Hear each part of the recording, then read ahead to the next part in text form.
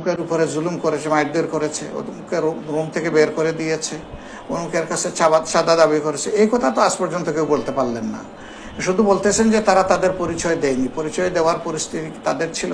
দেখেন, তারা কৌশল করেছে বলতে দেশটা স্বাধীন হয়েছে এবং তারা কন্ট্রিবিউট করতে পেরেছে। এখন বলা হচ্ছে এটা স্বাধীনতা।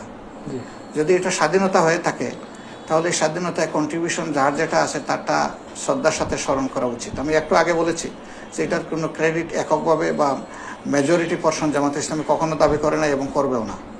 জনগণ বিচার করবে কার কি ছিল না ছিল। জনগণ তো অন্ধ না, জনগণের চোখ খোলা। জনের বিচারের যে দুয়ার এটাও বন্ধ না, এটাও খোলা। এটা জনগণ ডিসাইড করবে, এই জায়গায় আমরা যেতে চাই না। ছাত্র শিবির তাদের পরিচয় না দিয়ে অপরাধটা কি করেছে?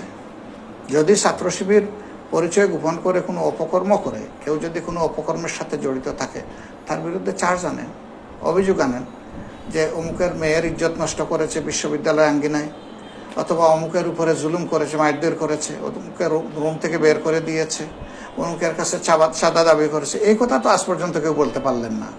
শুধু বলতেছেন যে তারা তাদের পরিচয় দেয়নি, পরিচয় দেওয়ার পরিস্থিতি তাদের ছিল, সবার ছিল। অনেকেই তো দিতে পারেন নাই, শুধু শিবির কেন। এই সরকারের রিপ্রেশনের কারণে, নির্যাতনের কারণে অনেকেই তো পরিচয় দিতে পারে নাই। পরিচয় দেওয়ার সমস্যাটা কি? তারা কি তাইলে এখানে বুকে একটা সাইনবোর্ড লাগাইয়া তাদের এই মানে এই বিপ্লবে বা আন্দোলনে আসা দরকার ছিল যে আমি শিবির? অন্য কেউ এসেছে এইরকম? তো অন্য কেউ যদি না এসে থাকে তো তাদের ক্ষেত্রে শুধু এই প্রশ্ন উঠে কেন? এটা পারপাসফুল। আর আপনি একটা ছাত্র সংগঠনের ভাইদের কথা বলেছেন, তাদের বক্তব্য আপনার যেমন লেগেছে, আপনি যেমন বিবেচনায় নিচ্ছেন, দেশের মানুষও বিবেচনায় নেবে, তরুণ ছাত্র সমাজও বিবেচনায় নেবে।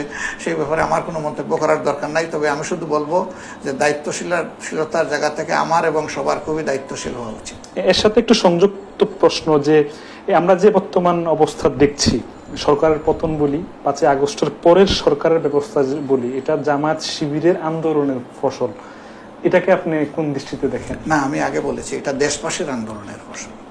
এটা কখনো বলবো না যে এটা জামাত শিবিরের আন্দোলনের ফসল। গোটা দেশবাসী এখানে সম্পৃক্ত। এত মানুষ কি জামাত শিবিরে আছে নাকি? আমার তো ধারণা যে মিনিমাম 5 থেকে 7 কোটি মানুষ রাস্তায় নেমেছে। আমাদের এত মানুষ হইলে তো আলহামদুলিল্লাহ আমরা মানে আল্লাহর দরবারে শুকরিয়া আদায় করতে একবারে সেজদায় স্থায়ীভাবে পড়ে যেতাম। কিন্তু বলা তো হচ্ছে যে 159 জন সমন্বয়কদের মধ্যে 108 জন সমন্বয়ক। এটা ফেসবুকে যারা লিখেছে তারা কোন দৃষ্টিকোণ থেকে লিখেছে তারা ভালো জানে এটা কতটুকু সত্য, কতটুকু সত্য নির্ভর নয়। আমি এই ব্যাপারে কোনো মন্তব্য করব না, কারণ আমার কাছে এই ধরনের কোনো ডাটা নেই। আচ্ছা।